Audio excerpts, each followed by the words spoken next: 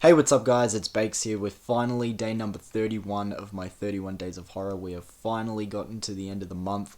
Thank you to everyone who's been following along on my channel with this series. I've really enjoyed myself. This was the first time doing the 31 Days of Horror challenge on my channel.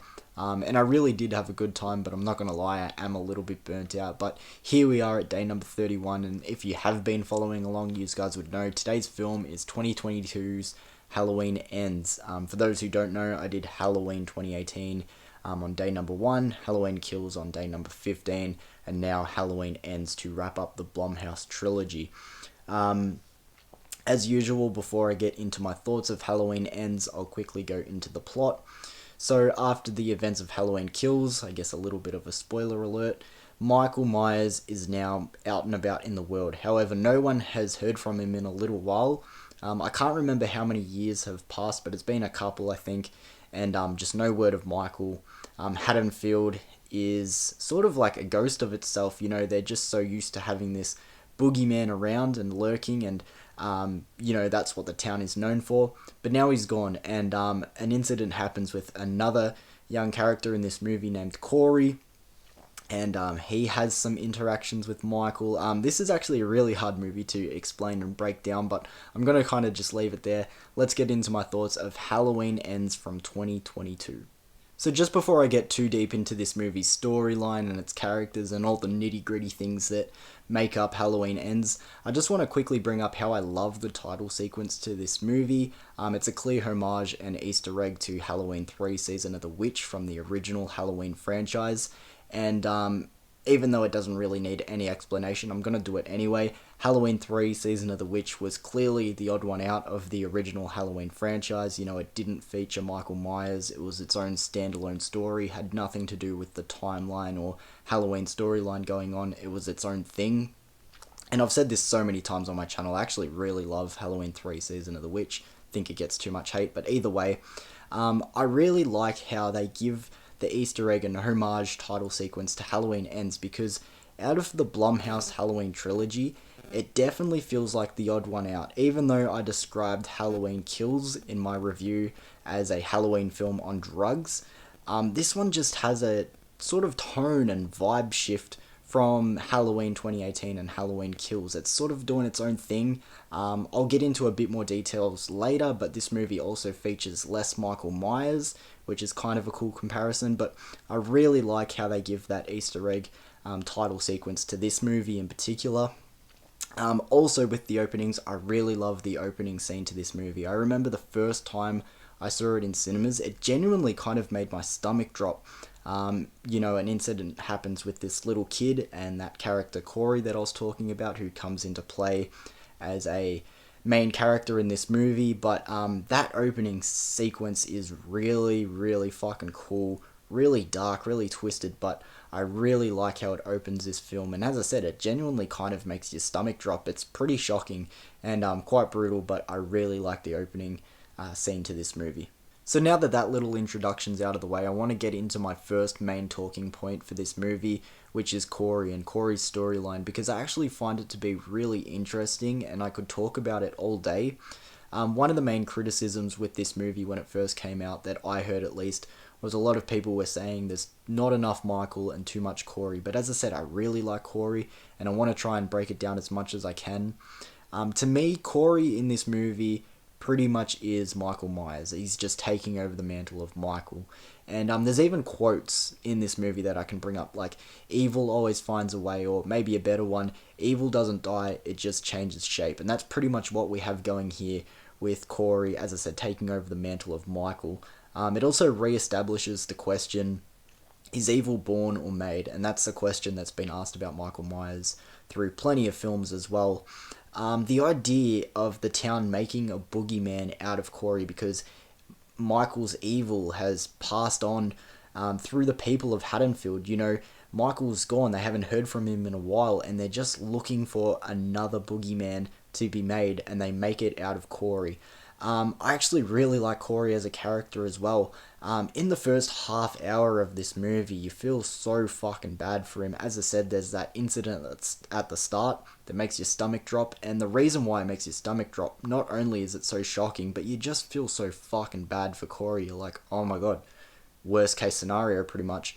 But his performance as well is also really fucking good. The way his character is written needs to be highlighted also. I just find it to be really fucking strong. He really steals the show for a good portion of this film, and it does make me wonder, what if this movie wasn't tied into the Halloween universe? Like, what if Corey got his own standalone movie that was unrelated to Halloween, and it was just a character study horror flick?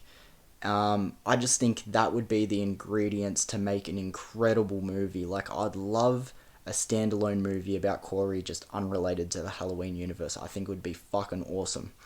On day number 19 of my 31 Days of Horror, I spoke about the movie I did was The Conjuring 3, The Devil Made Me Do It, and I spoke about Arnie in that movie and how I found Arnie to be one of the most wasted characters in that film, and that movie could have been awesome if they focused a little bit more on Arnie. And it's sort of the same thing here. I'm like, I could make a list of wasted characters in movies, and definitely Arnie and Corey would definitely be up there. As I said, I'd just love to see a standalone, unrelated Halloween movie with a character study on Corey.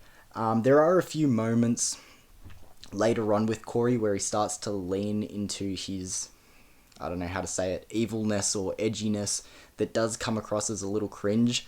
There's a line where he's in a diner and he slams the table and he goes, "Let me light the match." I found that to be a little bit cringe. Or when he's like riding his motorbike with the soundtrack blaring and he's going under the streetlights, like that to me as well is a little bit cringe. But overall, I just really like the character of Corey, and hopefully I did a reasonable breakdown of why I like him so much. And while we're on the topic of characters, you're probably wondering, what about Michael Myers? And as I said before, a lot of people were pissed off that Michael isn't a very major character in this movie at all. And quite honestly, he takes a major backseat in this film. And in a way, I kind of like it, but I guess I'll get into that. I do like that we get to see a weathered version of Michael Myers in this movie, as in he's carrying a lot more injuries now. The fact that he's just older. The fact that he's been living to his own resources for a handful of years. As I said, he's just been out in the world, and he's been living in this drain system, which I also think is actually pretty cool.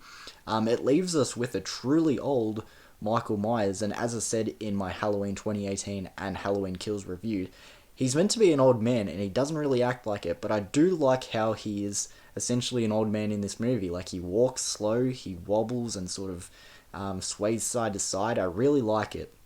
It is honestly a little bit weird, even though I was waiting on it. It is a little bit weird to see because, fuck, we've seen a burning house fall on Michael before. We've seen him get stabbed plenty of times. We've seen him get his ass beaten by an angry mob before, and he gets up perfectly fine.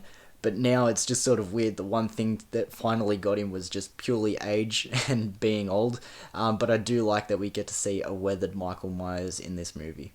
Now, there's something that's always stuck out to me with this movie, even from the first time that I watched it in cinemas, and whenever I think back on the film, I always think back on this, and I'm going to bring it up now, but I know it's addressed in the movie that Laurie has evolved to a new point in her life, and she's doing things a little bit differently. It's just called character development. It happens in movies, especially over franchises, but it does feel a little bit odd that in Halloween 2018, and I guess you could say Halloween Kills as well, because they both take place on the same night, she is completely freaked out about the potential of Michael Myers escaping, like before he escapes on Halloween night 2018. She is terrified about the potential of him escaping and coming back to Haddonfield, so much that she's gone to all these lengths. Like, she's built her house into a fortress, she's done all this combat training, she has dedicated years to, again, the potential of Michael escaping. And, she's pretty much revolved her whole life around what happens if Michael returns to Haddonfield. But now in this movie, Michael has escaped, no one knows where he is, and this is the most peaceful and calm we've ever seen Laurie. And not just Laurie, everyone in Haddonfield.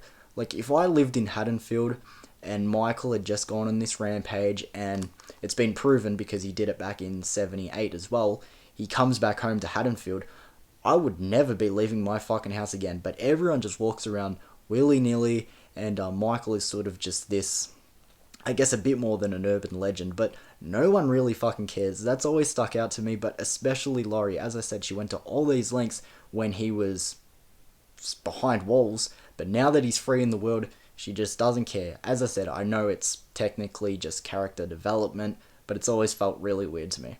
Now, this is still a slasher film overall, so let's get into the kills in this movie. And overall, I find the kills in this movie to actually be pretty good. Probably the most underrated kills in the Blumhouse Halloween trilogy.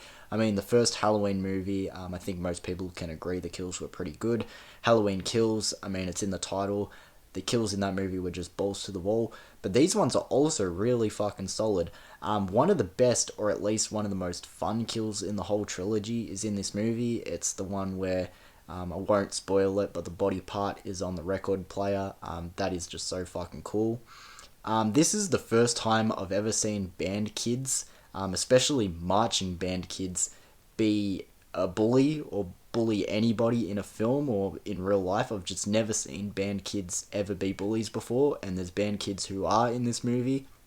And not only are they still in high school and they start shit with someone older than them because they start picking on Corey, but guilty or not, he has fucking killed someone. Like, they are really fucking ballsy to do that. As I said, marching band kids and taking on someone who, as I said, guilty or not, has killed somebody. Fuck, that's some weird shit right there. So as I wrap up my thoughts for Halloween Ends, this is a movie I really wish I liked more. Like, I really badly want to like this movie, but I just feel like the execution is a little bit off. However, I have a lot of respect for this movie, and this is going to sound really weird, but one of the reasons why I respect this movie so much is the fact that it pissed off a lot of the Halloween fanboys. I've said this on my channel before, but Halloween homeboys, out of all the horror fan bases out there, the Halloween fans are the hardest to please. They're the hardest to have a conversation with and reason with. Yeah, I've spoken about it so many times in videos. They're just overall hard to please, and so many of them wanted this big showdown between Michael and Laurie, this to be the swan song of, you know, the Halloween rebooted trilogy, and they were just like, nah, we're gonna do our own thing. I love that. I really like they had the balls to do that. You know, as I said, it genuinely takes a lot of balls to be like, nah, we're gonna do our own thing. We have it set out in our head how we want this trilogy to end, and they went and did it. I love that. I just feel like, as I said, the execution is a little bit off. I really like the ideas that they have and everything. I really like the storyline with Corey and Corey as a character. I actually like Michael in this movie, even though he takes a major back seat. It's just the execution. It just feels a little bit clunky. Something about it is just a little bit off to me. There were points watching this movie for this review where I had to pause it and just kind of take a break, because jumping between things that I really liked and then things that I just found to be a little bit off-putting and disappointing, it was actually taking a lot out of me. I probably paused this movie 3 or 4 times just to have a break for some reason. But as I said, I really have a lot of respect for this movie. I wish I liked it more. I wanted to give it a higher score. I probably feel like it's deserving of a higher score. But I'm going to give Halloween Ends a 5.5 out of 10. As I said, I have a lot of respect for this movie. It's just more so the execution that doesn't quite click with me. But thank you for joining me for day number 31 of my 31 Days of Horror. As I said, we've finally conquered the month of October. As I said, my first time doing this challenge on my channel. Hopefully you guys have enjoyed it. Just to let you guys know, because I have done 31 videos over the past 31 days, maybe the next month or so I'll be uploading just a little less frequently, just to give myself a break. I'm still going to upload stuff, but yeah, like, I'm burnt out on watching movies.